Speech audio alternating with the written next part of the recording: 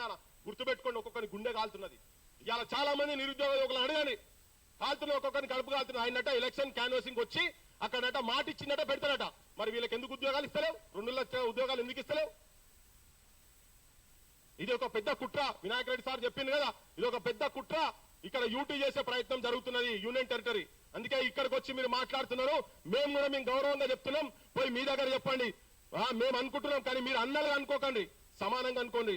మేము అన్నలము, మేము బట్టలు వేసుకున్నాం, మేమే నేర్పించినాము. మీకు చదువు ఎక్కడిదిరా, మీకు సంస్కారం ఎక్కడిదిరా, మీకు అన్నం తిని వస్తుందిరా, మీకు వ్యవసాయం చేసి వస్తుందిరా, ఇప్పటికీ మాట్లాడుతున్నారు, ఇప్పటికీ. అందుకే కడుపు గాలి రగిలి ఈ మీటింగ్ పెడుతున్నా. నేను మళ్ళా మాట్లాడతా, సార్ మాట్లాడే ముంగట నేను మాట్లాడతా. ఇదేందండి ఇది? నాగేశ్వర్ సార్కు మెడల ఏం జెండా పెట్టారు? ఇది జగన్ పార్టీకి సంబంధించిన జెండా పెడతారు. ఇది ఆమె సంస్కారం, కుసంస్కారం, చిన్న బుద్ధి మీది.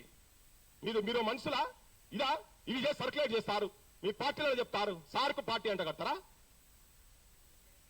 అఫీషియల్ పేజ్, ఏ official page? TDP official page. Nara Chandrababu Naidu గారు కర్ణాటక కిరాతక కీచకులు మీరు. మేము మీ భాష బాగా చెప్పగలుగుతాం, మీ ప్రజలకు కూడా చెప్తున్నాం. ఇది ఒక దుర్మార్గుడు. గిగ్గి పనా?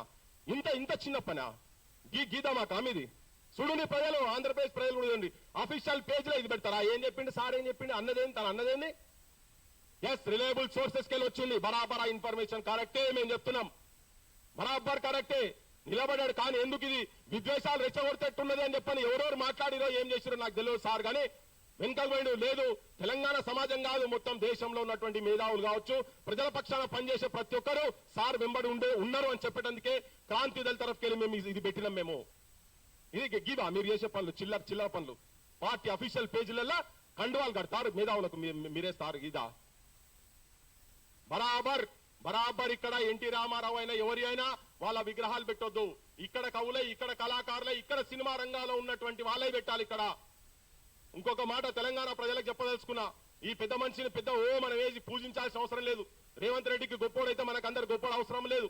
610 జీవో ఆయన ముఖ్యమంత్రి ఉన్నప్పుడే దాదాపు 60,000 ఉద్యోగాలు ఇల్లీగల్ గా ఆంధ్రాకెళ్ళి వచ్చి ఇక్కడ జాయిన్ అయిన చెప్పి రిపోర్ట్ వచ్చిన తర్వాత కూడా ఆయన అమలు చేయలే.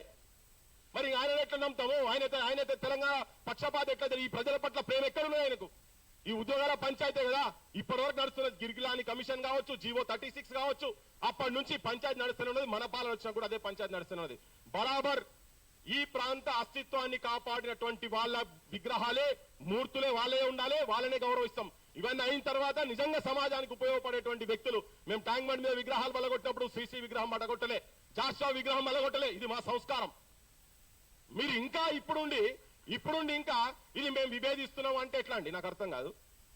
బరాబర్ చెప్తున్నాం, బరాబర్ తిరగబడతాం, మళ్ళా గులగొడతాం, మళ్ళా బాలసుబ్రహ్మణ్యం విగ్రహాన్ని ప్యాక్ చేసి పంపిస్తాం. మీరు గౌరవం పెట్టుకోరు.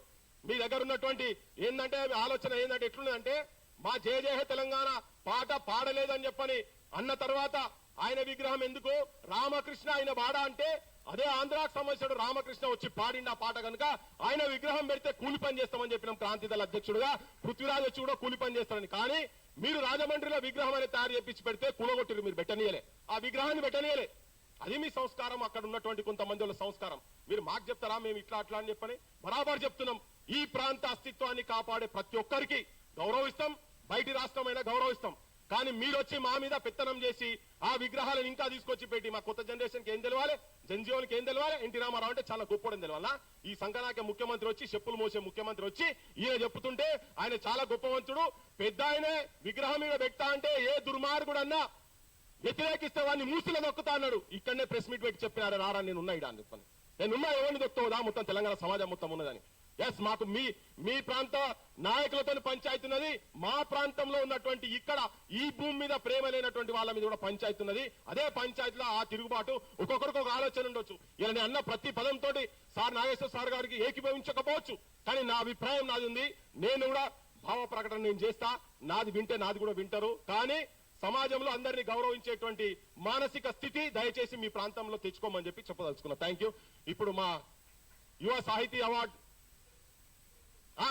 గద్దర్ విగ్రహం పెట్టి రాడా? ఇక్కడ పెట్టనిస్తలేరు, గద్దర్ అన్న విగ్రహం పెట్టనిస్తలేరు, అంబేద్కర్ విగ్రహం పెట్టనిస్తలేరు. ఇక్కడ కానీ ఈయన ఇంత పెద్ద మహానుభావుడు ఆడికెళ్ళండో ఈయన విగ్రహం ఎందుకు పెడుతున్నారో మాకు అర్థమైతలేదు ఇక్కడ. ఎన్టీ రామారావు విగ్రహం ఎందుకు పెడుతున్నారో మాకు అర్థమైతలేదు. అన్నా రవణ ఎక్కడ ఏ ఇష్యూస్ ఉన్నా ఏదున్నా ప్రజల పక్షాన తన కలంతోని పత్రికలల్లా రాసుకుంటా యువతరాన్ని చైతన్యవంతులను చేస్తున్నటువంటి మా యువ సాహిత్య అవార్డు గ్రహీత మా పశువు రవీంద్రనాథ్ మాట్లాడాల్సి కోరుతున్నా. మీడియా మిత్రులకు నమస్కారం. ఒక వెస్టర్న్ ఫిలాసఫర్ ఒక మాట చెప్పిండు, నీ అభిప్రాయాలతో నేను విభేదించవచ్చు